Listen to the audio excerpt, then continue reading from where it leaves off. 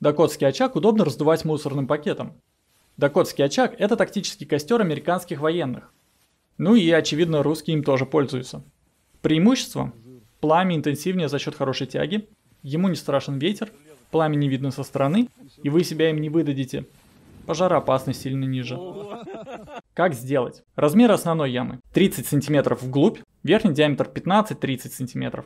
И начиная с глубины в 10 см, расширить яму к низу в 2 раза. С наветренной стороны, на расстоянии сантиметров 25, выкопать вторую яму, примерно 20 см в диаметре, диагонально идущую к низу основной. Готово, растапливайте. Например,